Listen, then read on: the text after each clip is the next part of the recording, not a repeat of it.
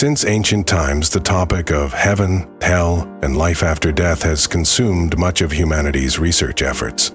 Many believe that heaven truly exists, and only those who live with kindness, gentleness, and compassion can reach it. Meanwhile, others argue that heaven does not exist, and that it is merely a rumor passed down by the common people, designed to guide humanity towards righteousness and virtue in life. Before we delve into this topic, let me tell you a few stories. The first story revolves around an orthopedic surgeon in the United States named Mary Neal. On January 14, 1999, Mary, along with her husband and some friends, went kayaking in the Los Rios region of Chile. An unexpected accident occurred when Mary and a friend paddled near a waterfall about 4 meters high. Mary suddenly had a strong sense that something was wrong. Looking down at the waterfall, what she saw was a deep, bottomless whirlpool. Immediately, the front of her kayak hit a rock, causing Mary to be submerged underwater and trapped under the boat's body. Everything happened so quickly. Her friends and family screamed and searched for her. At that moment, Mary felt her ribs breaking, her tissue and ligaments tearing inside her body. For her, it seemed that death was very near. Mary told herself not to give up. Suddenly, a brilliant aura and an archway appeared before her.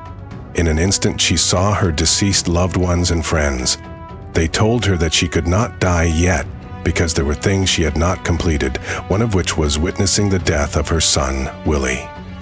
An unexpected event occurred. Despite being underwater for 30 minutes without oxygen, Mary survived and was eventually found by her friends.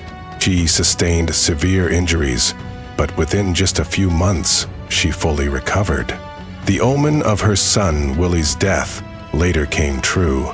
After going skiing with a friend, Willie suddenly passed away in an accident when he was just 19 years old. The second story is about a woman named Anita Murjani, a cancer patient who was in despair. Her condition was so critical that her doctors believed Anita could not survive more than 36 hours. As of February 2, 2006, Anita fell into a deep coma, although her heart continued to beat. In that moment, for some unknown reason, she could still hear the conversation the doctor was having with her husband. Later, Anita entered a state she described as floating between life and death. Suddenly, she found herself surrounded by her father, who had died from a heart attack, a friend who had passed away from cancer, and many other deceased loved ones. At that moment, Anita told herself that she would die because she didn't want to return to a body filled with illness. However, just at that moment, something pulled her back to life. 30 hours after being admitted to the hospital, Anita woke up. A few weeks later, the doctors could find no evidence of cancer in her body. After that, Anita lived a healthy life, just like any normal person. With the real-life stories recounted by the living witnesses, many people believe that heaven is real, and that, in some cases, humans can experience that miraculous moment. Dr. Eben Alexander, a neurosurgeon, is one of those people. He is also among those who had a direct experience of heaven, just like Mary and Anita. This story occurred when Eben seemed to be on the verge of death due to an E. coli infection that caused meningitis. Eben was in a coma for a week, and brain scans showed that his memory, consciousness, and thoughts were completely inactive. However, Eben still experienced sensations similar to the 2 previous cases. According to his account, what happened was very real and occurred independently, outside of his own consciousness. Eben argued that, at the time he was in a coma, the parts of his brain were no longer functioning.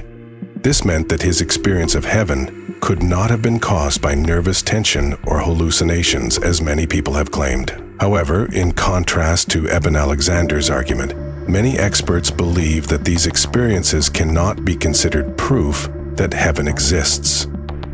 The reason for this is that, according to Eben, his brain was not functioning during the experience.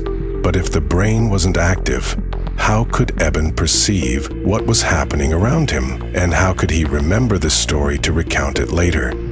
Some studies have also shown that heaven and hell seem to be real. The Weekly World News published a shocking photo in 1994. The photo was taken by the Hubble Space Telescope on December 26, 1993, just days before it was sent for repairs. This photo was secretly captured by a scientist from a classified image. The image depicted a very unique scene, resembling a glowing white city floating gently in the blackness of space.